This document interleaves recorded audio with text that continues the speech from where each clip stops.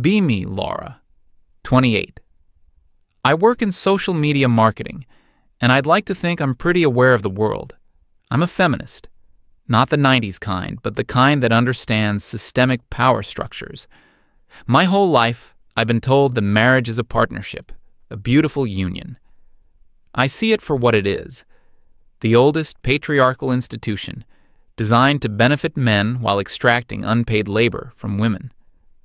My friends complain about their boyfriends and husbands, but they don't see the big picture. They think their problems are individual, not systemic. I decided I needed to do more than just tweet about it. I needed to document it from the inside. A kind of field study, you could say. My subject, Mark. My husband of 2 years. He's the perfect specimen. 32, a software engineer. He's what society calls a good guy, which is exactly how the system works. It masks privilege with politeness. When we met, he already had his own apartment. Bought it himself a few years before we even knew each other. He had a decent car, a stable career path, and savings. People would say he was responsible. I saw a man who got a head start from a system built for him. My mission was clear. Live my life, but keep a record. Note down every single instance where the institution of marriage served him, propped him up, and left me carrying the invisible load. I was ready to prove my thesis. The project began on a quiet Tuesday evening, I think. It was a few months ago. We both got home from work around the same time. I dropped my bag, kicked off my shoes, and felt the day's stress weighing on me. He did the same, but then he drifted over to the couch and picked up a video game controller. He said he just needed 30 minutes to decompress from a stressful day of coding. I stood in the kitchen, looking at the empty fridge, the first piece of data for my log. We both had stressful days. We were both tired. But society had granted him a decompression period, while I was immediately faced with the mental load of what we were going to eat for dinner.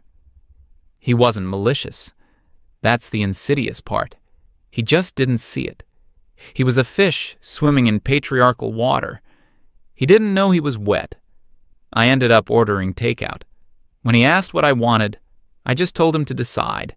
He happily ordered pizza. I made a mental note. He was even outsourcing the labor of choosing a meal to me, under the guise of being considerate. A week or so later, we hit the topic of finances. This was always a big one for me. Mark earns a fair bit more than I do. It's the wage gap in action, right in my own home. He's always been the one to pay the mortgage on his apartment. He handles the utilities, the internet, the car insurance. He calls it covering the big stuff. I usually handle groceries, household supplies, planning our dates, buying gifts for his family. On paper, it looks like he's contributing more. But I see the truth. He's paying for his own assets. His mortgage is building his equity. His car is in his name. My financial contributions are ephemeral. They get used up, eaten, or thrown away. I'm pouring my money into the day-to-day maintenance of his life. That evening, he came to me with an idea. He suggested we open a joint savings account. He said we could both put a percentage of our paychecks into it for future goals, like a big vacation or maybe a down payment on a bigger place one day. It was presented as a smart, collaborative financial move. I saw it as a trap. It was a way to absorb my income into his financial sphere, a way to get me to start contributing to his assets directly. I told him I needed to keep my finances separate for my own sense of independence. He looked a little confused, maybe even hurt. He said something like, "Okay, I just thought it would be a good way for us to work together." He dropped it, but I knew what I had just avoided. It was a classic move to create financial dependency. I texted my friend Jessica about it later. She's on the same wavelength as me. Her reply came back almost instantly. "Total red flag. He's trying to control you." I knew it. The emotional labor became the most frequent entry in my notes.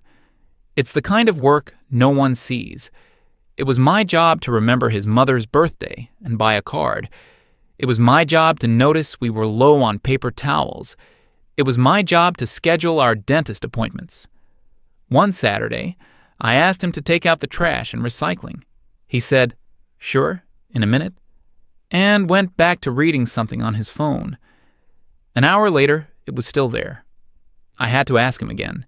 He did it immediately, with a quick apology. But that wasn't the point. The point was that I had to expend mental energy, not only to identify the task, but also to manage him to completion. I was his project manager, an unpaid one. Later that day, he cleaned the entire kitchen without me asking. He scrubbed the counters, mopped the floor, everything. He looked so proud of himself, like he deserved a medal. He said he wanted to do his part. I thanked him, of course, but what I saw was a man who performed a visible, praiseworthy task once a month, while my daily, invisible work went completely unnoticed. His contribution was an event. Mine was the atmosphere. We had some of his friends over for a game night. This was a goldmine of observations. The conversation naturally flowed to their work. They were all in tech. They talked about programming languages, new hardware, and problems at their jobs. Mark was in his element. He was treated as an expert, an authority. Someone asked me what I did. I told them I was a social media marketing manager. They just nodded. "Oh, cool. So you do, like, Instagram for companies?" My complex job, which involves strategy, analytics, and content creation, was reduced to doing Instagram. No one asked any follow-up questions. The conversation immediately went back to tech. I felt like an accessory in my own home. I was Mark's wife, a supporting character in his story. Later, one of his friends, the loud one, the one who always felt like a walking stereotype of toxic masculinity, saw Mark loading the dishwasher. He laughed and said, "Dude, she's got you so well trained." Mark just rolled his eyes and laughed it off. But I didn't. I heard the subtext. Domestic work is women's work. A man doing it is a sign of weakness, of being trained. The entire social structure was present in that one stupid joke, and my husband was complicit in it through his silence. The vacation incident was a big one. It felt like a turning point. I'd been feeling burnt out for a while. Juggling my job and the unacknowledged second shift at home was exhausting. I mentioned I wanted to go somewhere, maybe to a beach resort, just to lie down and do nothing for a week. Mark saw how tired I was. He was sweet about it, telling me I deserved a break. About 2 weeks later, he came home with a huge smile on his face. He told me to pack my bags. He had a surprise for me. He'd booked a week-long trip for us, a beautiful rustic cabin in the mountains. He had planned everything: hikes, a nice dinner at a lodge, even a little town to explore. He was so excited. He thought he'd done this amazing romantic thing, and all I could feel was a cold wave of resentment. I had specifically mentioned a beach, a place to rest. He had planned an active, hiking-focused trip to the mountains, his ideal vacation. He hadn't asked me. He hadn't collaborated with me. He had made a unilateral decision about my time, my energy, and my relaxation. This wasn't a gift. It was an act of control. It was him demonstrating that he was the one who made the big decisions in our lives. I put on a smile and told him it was wonderful.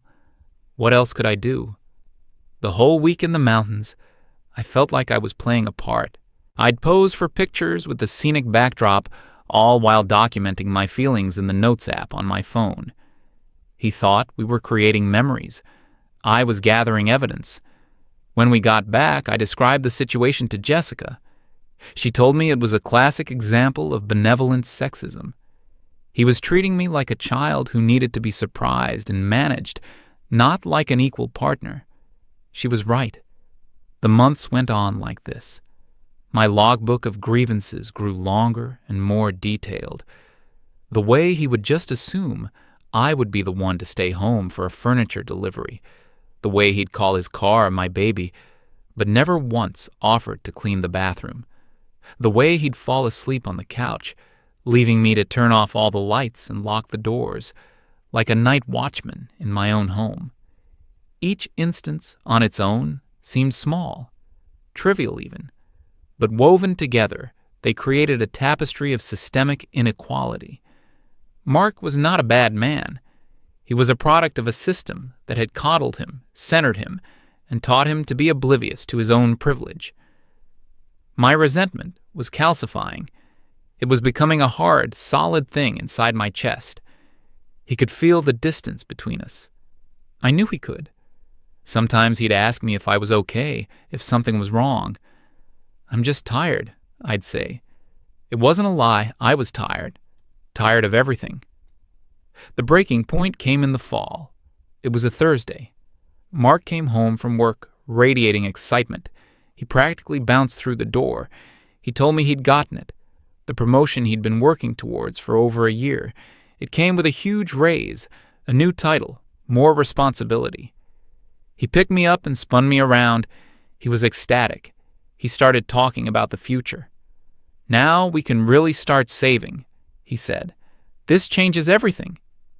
I felt nothing, just a cold, clinical clarity. I saw exactly what this meant. More responsibility for him at work meant less availability from him at home. A bigger salary for him meant an even wider financial gap between us, increasing his power and my dependency.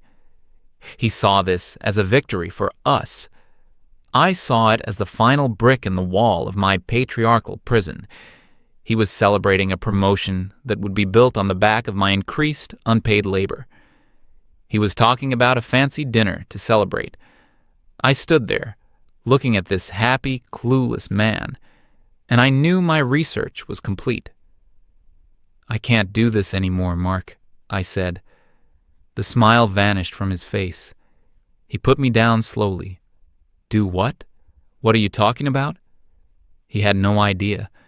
Of course he didn't. He had never seen the bars of the cage. He just stood there in the middle of the living room, completely baffled.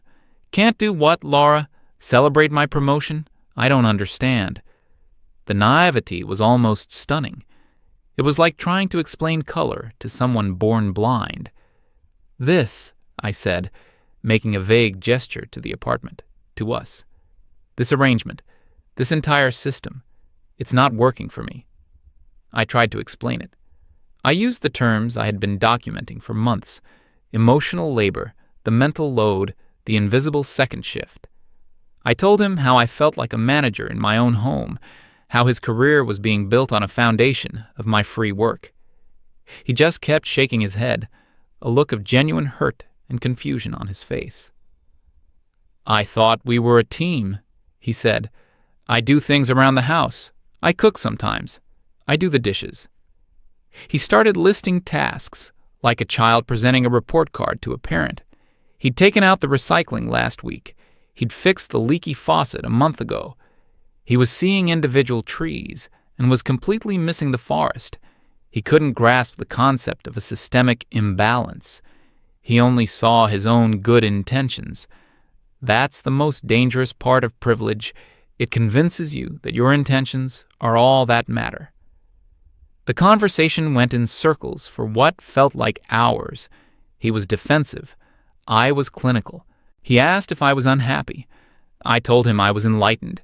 He asked if there was someone else. The ultimate male ego response. He couldn't fathom that the problem was the structure, not a competing man. The conversation ended with me telling him I needed space. I was going to stay with Jessica for a few days to think. He looked crushed.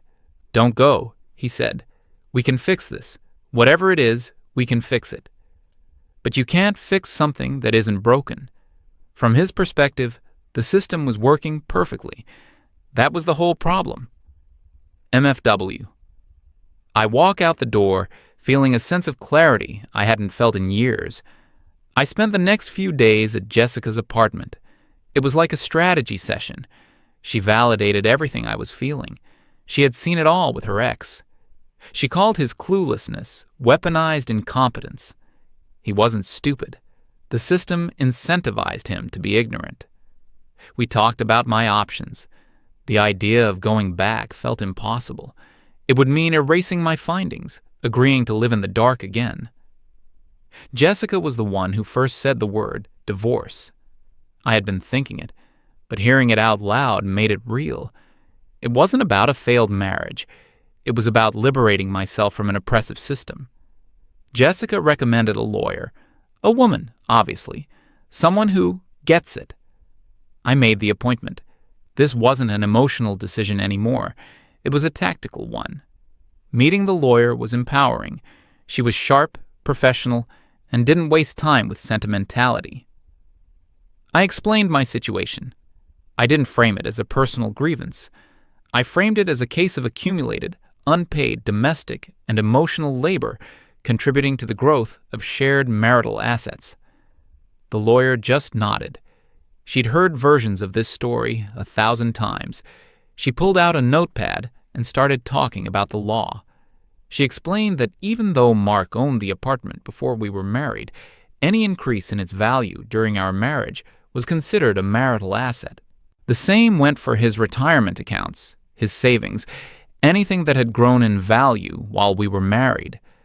My contributions, managing the household, creating a stable environment that allowed him to focus on his high-earning career, were legally recognized as contributions to that growth.